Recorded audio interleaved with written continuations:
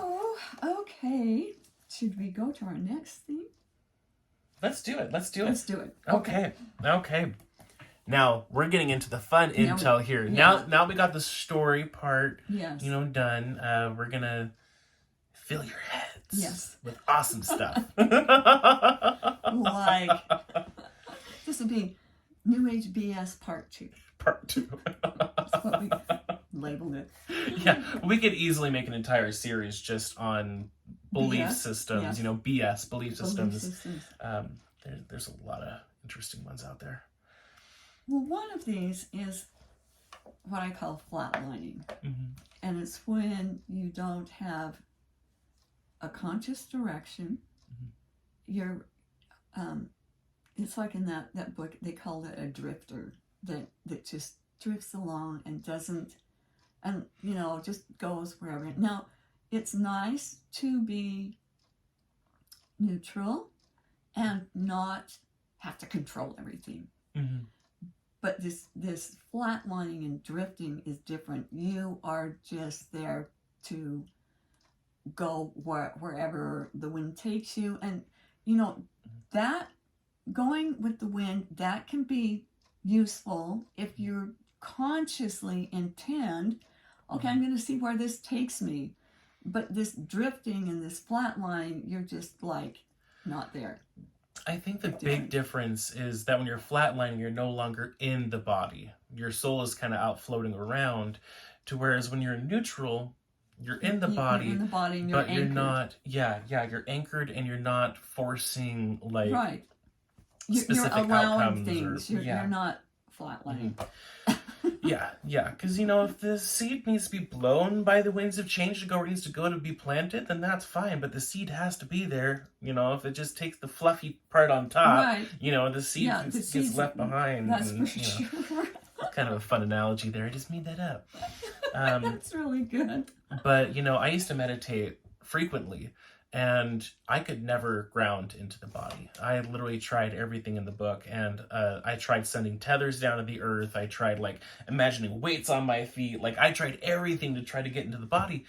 But the issue wasn't the body. The issue was this mindlessness that I was trying to get into, because in a lot of New Age thinking, you're really taught that if you're mindless, then you can be soulful. Yes. But it doesn't really work that way. Higher levels of consciousness. Yes, higher dimensions. Yes. Oh yes. So really the whole trap is that then you leave your body and anything else can come in. Now, and when you ground, you're supposed to ground to your core star. Not into Gaia. Yeah. This is you can connect to Gaia, but you ground to your core star and your Summa. That's your ground, and you do that, and you're not going to get pulled every direction. And I've talked with Gaia, and if you've watched Laura Lee's previous videos, you know that Gaia is basically an androgynous being. There's a whole story on that you had with Sienna Leia. Right. The Truth Will Make You Laugh, I believe is what that series is called. Yes. Definitely worth watching if you haven't already. But I talked with Gaia, and they literally were just like, we don't like it when people ground into us. It's unnecessary.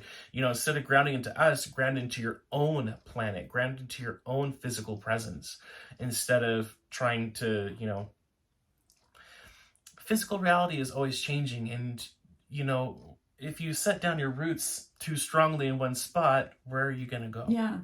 When change happens, you're just going to topple over. So, and we're not trees, we're not meant to do that. We're not trees. But from our last videos, we do love our tree friends, and you can experience what it's like to be a tree, but you're not a tree. Yes. Okay. Yes.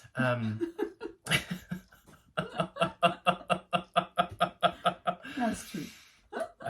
But when you're also in that flatlining state, it makes it easier for the next topic to happen, which is code stealing and transferring.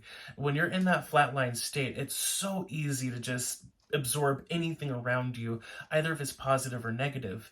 When I first started meditating, I was told to imagine like a coffee filter on top of my head, so that way if anything came through, it had to be filtered first. Well, now I have the eggs, and they do a lot better job. And now, instead of meditating for hours at a time, I do know a little bit about the Silva mind training method, and it's one of my preferred methods for doing the countdown to relax the body and the mind. But I only need like maybe a minute or so. I don't need hours. 2 hours? No. Now, if I'm in a float tank, that's a different thing. That's, that's phenomenal, but you're still fully aware and present in the moment. But when you're in that state, it's so easy to transfer codes and to pick up things that don't belong to you and that can actually hinder your progress. Or have codes transferred to you. Yeah. Or stolen. It goes both ways. It goes both ways, and it doesn't work for you either way. So it's not to your benefit. It's not. And a while ago I was trained in Reiki, and I practiced that for years, and I will call BS on Reiki. Okay, well, I have met some great practitioners that were amazing people. But the one thing I noticed every time that I would do the symbols and do the practice is that people would flatline. They would leave the body. They would come back feeling better.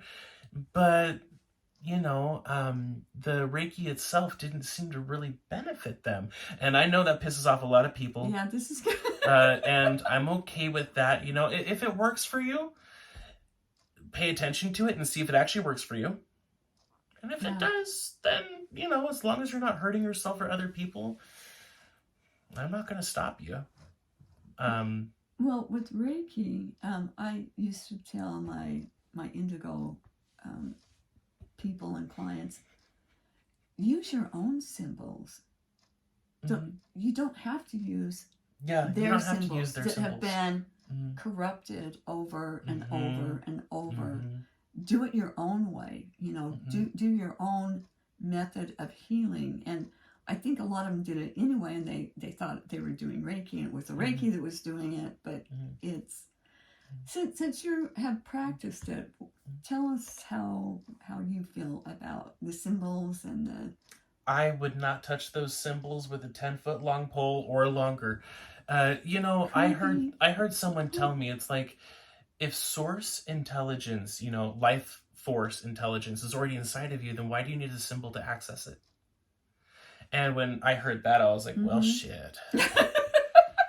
That makes too much sense. It really does. It really does.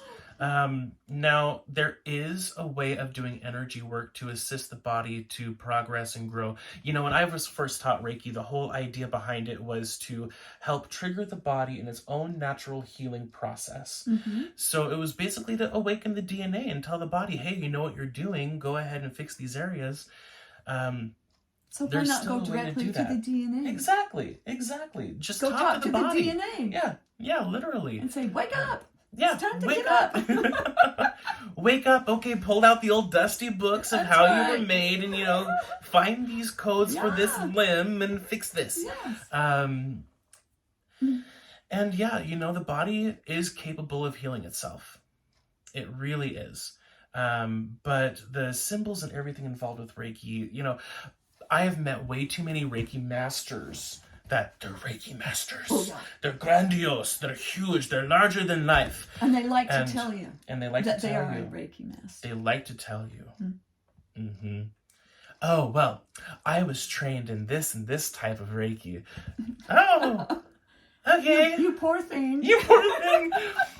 Well, and one thing that I learned after I left the Reiki scene was when you're attuned to Reiki, there's literally an attunement process that happens where the symbols are, in an essence, bound to you. They're bound to your field, so they're easier to access.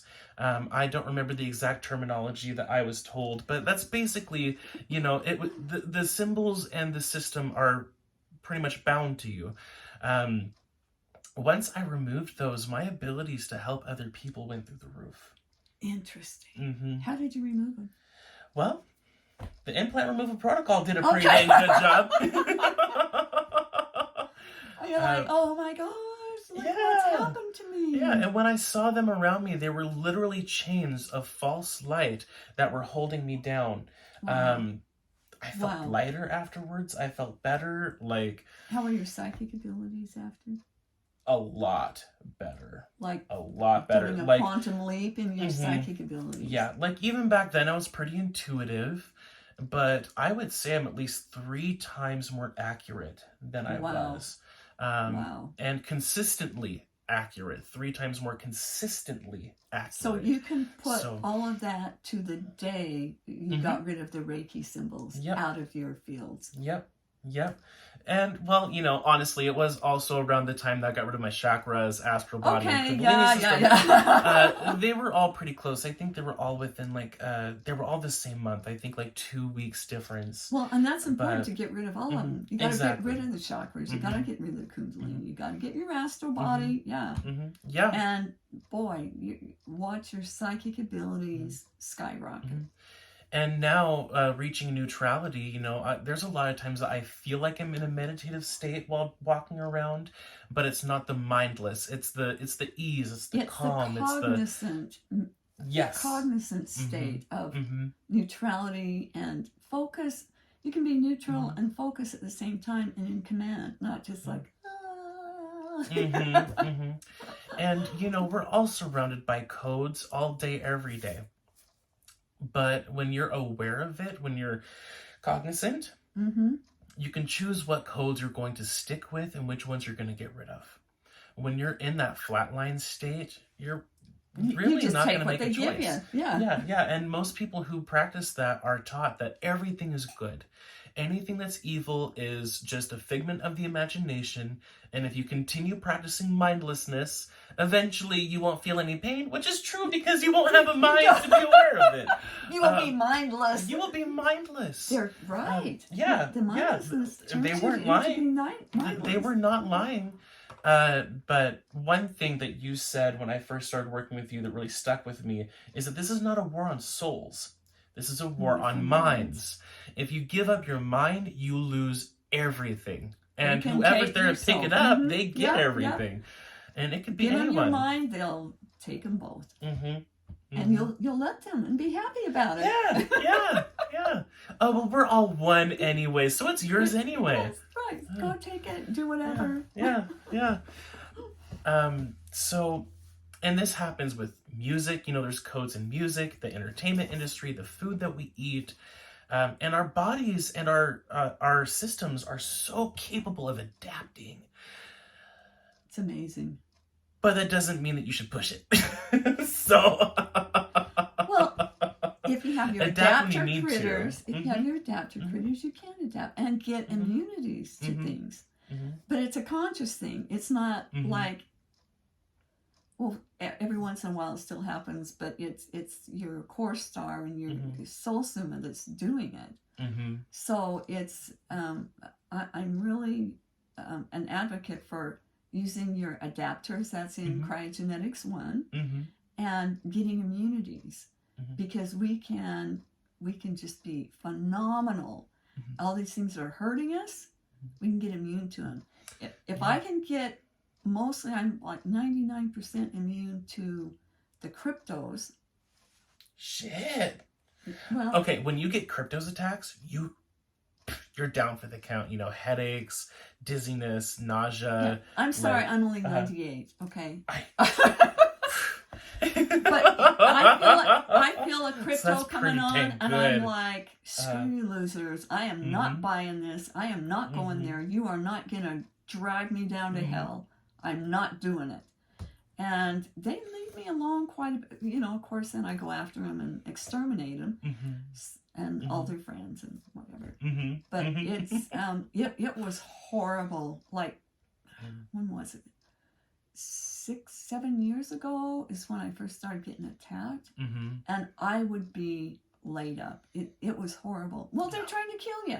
Literally. They are. Literally. Yeah. And again, they're using code transference to do it. Right. Yeah, actually, I just thought about that. Yeah, it is a code transference. It is. Because they use encryption technology. Exactly. They're literally trying to download codes for death and destruction and whatever else they can get. When I when I would get these attacks, and they would kind of, some of them were different than the other ones, but I would, I just get this creepy feeling, and then I'd start thinking about a benign thing that happened, you know, maybe when I was a kid or last month or whatever, and it would twist it and warp it into something really, really creepy. And the emotional state just gets off the charts, like something from a horror movie. It's like, and it's really hard, and sick and throwing up, and sometimes I was really concerned, because if I would get this way when I was driving, it takes your mind, and you don't know where you are, and you don't know what you're doing. I had to pull over one time because it happened on the way to the post office. and I'm like, okay, I didn't know if I needed to have somebody come and get me because I was unfit to drive. And it happened within like 3 minutes. I went to just fine to down in the dumps. And I had my rocks with me, and I called on Hal and my other helpers, and we were able to get me solid enough that I could make the trip and get back home. And then I kept working on it. But I was working on, this happened the night before my daughter's wedding, and I didn't know if I would even go to get onto the plane. I thought, how am I going to get on a plane like this? I'm just like a vegetable. I can't think. I'm sick. My mind's all crazy. And it's scary. It's really scary. And so I pulled myself together. I got rid of the cryptos that were on me. And I was weak and wimpy when I got there, because I was really sick. And my daughter says, Mom, you don't look like you feel so well. I says, well, I feel a lot better than I did before. Ooh, yeah. So it would come at the most inopportune times. But consistently, I'm like going after him. It's like, you are not going to do this to me. I am not your bitch, okay? You're my bitch. Exactly. If there's going to be that bitch thing, you're my bitch. And continuing to do that, and then I realized I was getting immunities to them. And I got something, I don't know, it's last week or something, and I just went after him, and within 15, 20 minutes, it was gone. Yeah. So yeah. There's a lot of times when I get a crypto attack, and as soon as I recognize what it is, I go after them, and as soon as they're gone, the symptoms are gone. What are your symptoms like? Well, a lot of times I'll get very, very high, like just unable to focus. I had one crypto, one of the first ones I ever faced, and as I was trying to locate them, all of a sudden I started thinking, oh, what did I have for breakfast? At that time, I never ate breakfast. I only ever ate dinner. I fasted most of the day. Your thoughts just get bizarre, don't they? Yeah, they did. Until I finally found it and got rid of it, and then... Yeah. Sucks to be it. Oh, it doesn't exist. And real quick, I was just thinking as well, in the adapter chapter in Kryahgenetics 1, the adapter chapter, there is a form of a meditation in there. And it is phenomenal. It is. It's different. It is. And it's not long. It doesn't take you 2 hours. No. However, sometimes I will fall asleep doing it. Yeah. But that's okay. And instead, it's okay. Yeah, because when you're in there, so the meditation, in short, is that you're in your Kryogenetics egg, and you just feel into the music of the egg. You feel into its frequency and vibration. So you're completely aware. You're not sitting there just floating away out into existence. You're sitting there paying attention to what it feels like to be inside of the egg. Being cognizant of it all. Being cognizant of it. It's lovely. Yeah, it's amazing. I'm going to go do that tonight. I know. I was just thinking the same thing. Just like, that's going to be, some people watch TV or have a beer to calm down. And we hang out with our adapter critters.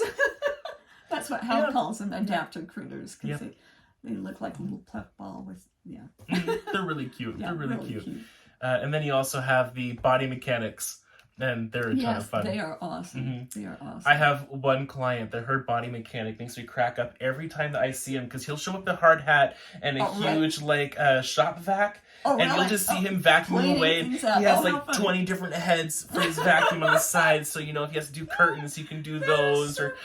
So dang cute. Every time he shows up, I just cannot help but crack up. And he's just super happy. He's just happy to do his job. Well, mine have all these tools, and some of the stuff they pull out, I'm like, what the hell is that? They just go and fix things and then go, oh, how do you feel now? Yeah, that feels much better. Yeah, that feels good. Yep. So, there are a lot of different types of meditation, but I really do think the big key is being cognizant.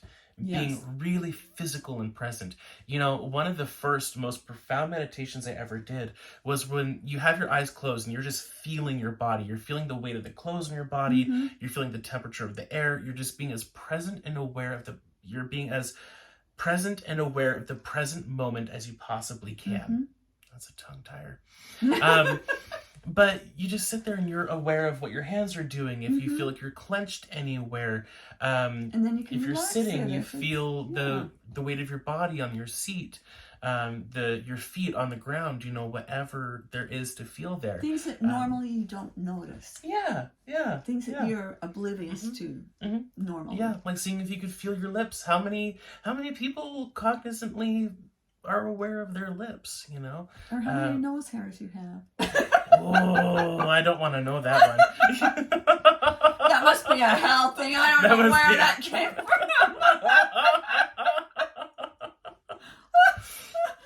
Sorry about that. Still better than ear hairs. That's right. Oh my gosh. That is definitely a Hal thing. That was definitely a Hal thing. Yeah, so bottom line is, be aware, be cognizant. And that'll help you out with so many different things. It doesn't matter if you're watching a movie, doesn't matter if you're listening to music or what you're eating. Oh, another important thing, while we're talking about food, we were just talking about this last night or the night before, about with food and the adapter critters. All food has some form of toxin or poison, even if it's not manipulated by man, but everything is, and so it's there's a lot of funky shit in your food, in my food, in our food, and everybody's food. Don't eat crickets. But so what you can do, or if you have to take medications or anything, one thing you can always do is, if it's in a little bottle or something, you can literally hold it to your heart core star and neutralize any of the toxins and poisons, anything in there that could harm you, and have your heart core star enhance or make better anything that can benefit you in that. So, and it's real easy. You take the capsule in your hand, and I use the rock, and then you just go like that, and you neutralize the crap, and you enhance the good stuff, and adapt to it, and then you eat it. Yeah, and it really does help to do it dosage by dosage instead of the whole bottle. Sometimes I do it the whole bottle if I'm in a hurry. But it does. Yep. Right. And then with food, you can just put your hands over it if you want. Don't pray over it. But put your hands over it, or and you can just touch it. Or you can just touch it. Or put your hand under it. Put your hand under it. Yeah. And emanate up. Yeah. And we had one HRT member that she would put left finger on one side of the plate and her right on the other, and she would send an electrical impulse back and forth to help her body to restore neutralize toxins and to restore the body. Yeah. And it's important too to give gratitude to everybody and everything that helped that food get on your plate. All the people, all whatever, whoever planted it, the truck driver, heck, even the truck. or the truck. Everything. Everything. That got that the food water to you. The water, yes. The sun, Yep, from the sun down. Yeah. Literally. Exactly. Very good. Hal is helping. He's helping. Hal is so helping. It's a helping. It's a helping. But if you've never looked or asked yourself where your food comes from, give yourself the chance to do that and really think about each individual step. There's a lot of people involved with getting the food, the sun germinating the seeds, the soil, the water, and then you have the entire plant itself, giving its fruit or whatever that you're eating. And then there's all the people involved, the people who planted it, the people that picked it, the people that are packaging it, the people who are delivering it. And there's a lot of other steps to it too. There's and a things lot involved that contributed to your plate of food. A lot. And this is so much different. You'll feel so much different than praying to some nebulous God. Oh, thank you for my food. Yeah. When I was a kid, it was funny because I was very, very brainwashed. I was very religious, and I really felt like, it was my duty to pray before every meal. I wasn't always the best at it. But, there was a part of me that absolutely hated it. It was so boring, and I was like, okay. It's the same thing every day. Thank you. And giving gratitude, we're not saying don't give gratitude, but don't give gratitude to some God that didn't do anything. And that wasn't even giving gratitude. That was just an obligation. That was just shitting words out of my mouth. It wasn't an authentic gratitude, So yeah, if you can have authentic Grahappitude for your food and everything that it took to get it there, it'll drastically change how your body absorbs the food. And giving gratitude to everything that helped to get there is going to spread that energy out. And maybe the truck driver will go, oh, I feel really good today. Like maybe my job, some people appreciate it. You don't know where that's going to go. It could change the world, literally. It literally could. Yeah. To just redirect where your attention and your mindfulness and your heart energy goes, instead of some fluffy cloud god with magnifying glass. Yes, just watching everything you do. Trying to get the sun to go through that magnifier just right. We've all been there. So think about that. Yeah. You guys have a lot to think about after this episode.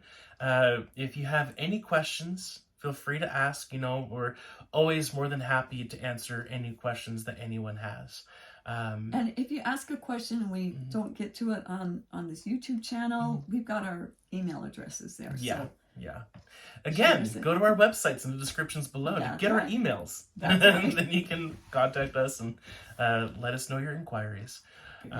One more thing that I wanted to say as well before we ended this episode today.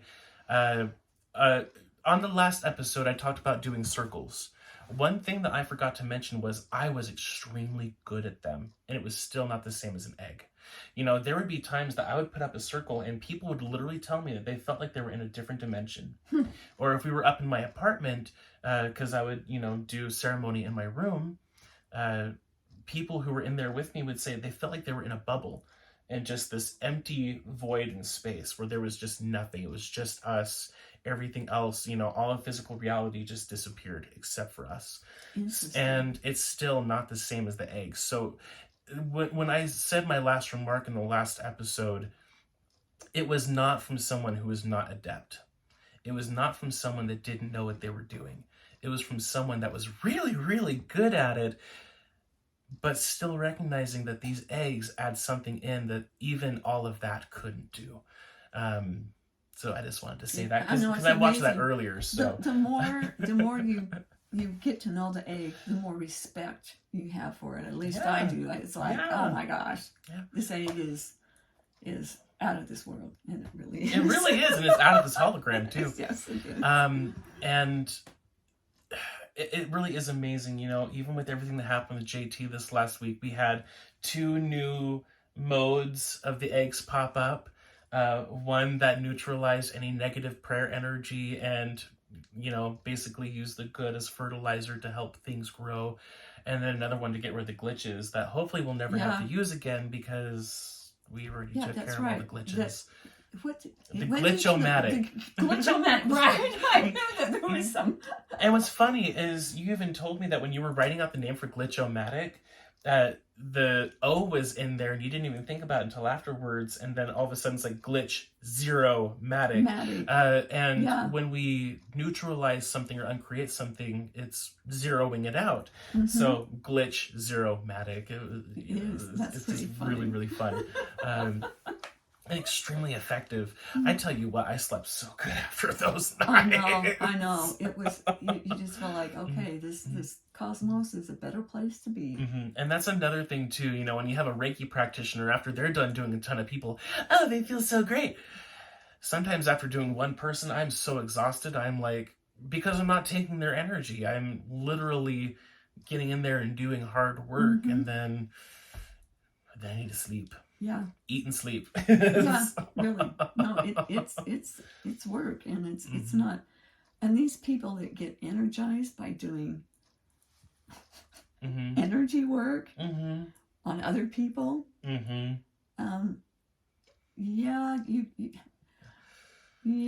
well, I guess at some point in time, you could, after you disconnect, you could re-energize through your core star. But most of these people, they don't do that. They are just sucking it out of their client. And sometimes it's not even directly from their client. Sometimes the energy will be stored in the symbols, you know, from person to person, and it builds up. And then the practitioner will get that little bit of kick. It's like giving someone a drug. It's like after a while, it's like, oh yeah, this feels good. I want to do more and more of this. Until they're addicted to it. Yeah, it is an addiction. It is. It's a poison. So just beware. And that's one of the poisons that you really shouldn't make your adapters just adapt to it. Just stay out of it. Yeah. There's better methods that are more effective, more efficient, and that are purer. Purity has a lot. Purity has a lot. Ask JT. Purity is the best. All right. Well, I don't have anything else. I think we're good. So till next time, everybody have a happy day and night. Have a hell of a day. Have a hell of a day. And a night. And a night, and whatever else it is whenever you watch this. Have fun. Okay. Bye-bye. Bye.